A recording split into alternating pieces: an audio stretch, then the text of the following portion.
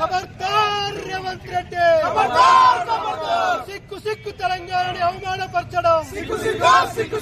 ఖబర్దార్ రేవంత్ రెడ్డి, తెలంగాణ జై తెలంగాణ, ఖబర్దార్ రేవంత్ రెడ్డి, ఖబర్దార్.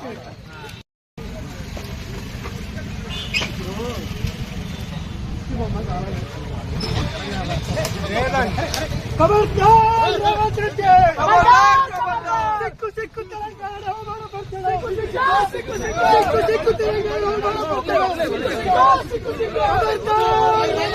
మాట్లాడుతూ తెలంగాణ రాష్ట్రం దివాలా తీసిందని, తెలంగాణ రాష్ట్రంలో నేను ముఖ్యమంత్రిగా నా చేతిలో 500 కోట్లు కూడా లేవు అని మాట్లాడటం అనేటువంటిది తెలంగాణ రాష్ట్రాన్ని అవమానపరిచినట్టుగా ఇవాళ ఉస్మానియా యూనివర్సిటీ విద్యార్థి జేఏసీ భావిస్తా ఉంది.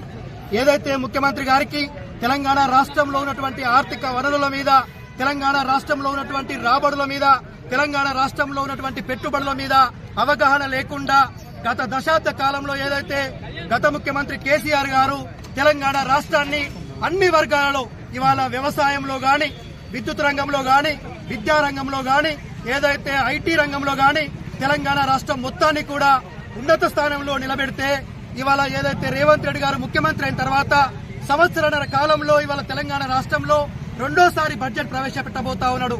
మొదటి బడ్జెట్ ఏదైతే 2,75,000 కోట్లు ప్రవేశపెట్టిండో దాంట్లో సమృద్ధిగా ఎక్కడి నుంచి రాబడి వస్తుందో తెలియకుండా అంతర్జాతీయ మీడియా, జాతీయ మీడియా ముందు తెలంగాణ రాష్ట్రాన్ని అవమానపరిచినట్టుగా మాట్లాడాన్ని ఇవాళ ఉస్మానియా యూనివర్సిటీ విద్యార్థి జేఏసీ తీవ్రంగా ఖండిస్తా ఉంది.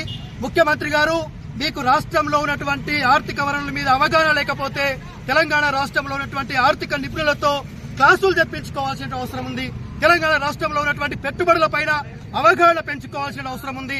ఏ విధంగా అయితే తెలంగాణ రాష్ట్రం అనేటువంటిది కృష్ణా గోదావరి నదీ జలాలతో పొంగి పొర్లుతుంటే ఆ నదీ జలాలను కాపాడేటువంటి చిత్తశుద్ధి లేదు. కానీ తెలంగాణ బడ్జెట్ విషయంలో మాత్రం ఎట్లా పడితే అట్లా మాట్లాడుతూ ఇవాళ మీరు ఏదైతే తెలంగాణ ప్రజలకు 6 గ్యారంటీలు 13 హామీలు ఇచ్చారో ఆ 6 గ్యారంటీలు 13 హామీలు అమలుపరచడం కోసం మీకు బడ్జెట్ లెక్కల మీద అవగాహన లేక వాటిని అమలుపరచడం చేతగాక ఇవాళ తెలంగాణ బడ్జెట్ చాలా తక్కువగా ఉంది, అప్పుల్లో ఉంది అని చెప్పి తెలంగాణ రాష్ట్రాన్ని అంతర్జాతీయ వేదికల మధ్య అవమానపరుస్తున్న తీరుకు ఇవాళ ఉస్మానియా యూనివర్సిటీ ఖండిస్తా ఉంది.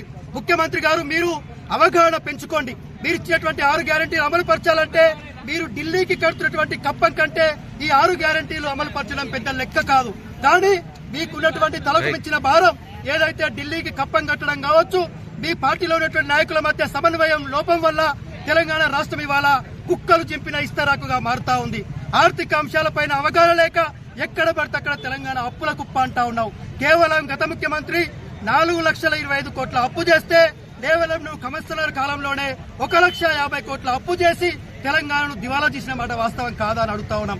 ఒక నెలలో తెలంగాణ రాష్ట్రానికి 18,000 కోట్ల ఆదాయం వస్తే నువ్వు ఇచ్చినటువంటి అప్పులు 6 గ్యారంటీలు అమలు పరచడానికి కేవలం 6,000 కోట్లు మాత్రమే ఖర్చు అయితే ఇంకా 12,000 కోట్ల అమలు పరచడం విషయంలో నీకు ప్రణాళిక లేక, ఆర్థిక ప్రణాళిక లేక ఇవాళ తెలంగాణ రాష్ట్రాన్ని, తెలంగాణలో ఉన్నటువంటి ఉద్యమకారుల త్యాగాలని, అమరవీరుల త్యాగాలని, డెవలప్మెంట్ అనేటువంటి తెలంగాణ యొక్క అభివృద్ధిని అంతర్జాతీయ మీడియా ముందర, జాతీయ మీడియాల ముందర ఏదైతే చులకనగా చేసి మాట్లాడుతా ఉన్నావో బేషరతుగా ఈ తెలంగాణ రాష్ట్ర ప్రజలకు, తెలంగాణ సమాజానికి క్షమాపణ చెప్పాలని ఓయూజేఏసీగా డిమాండ్ చేస్తా ఉన్నాం.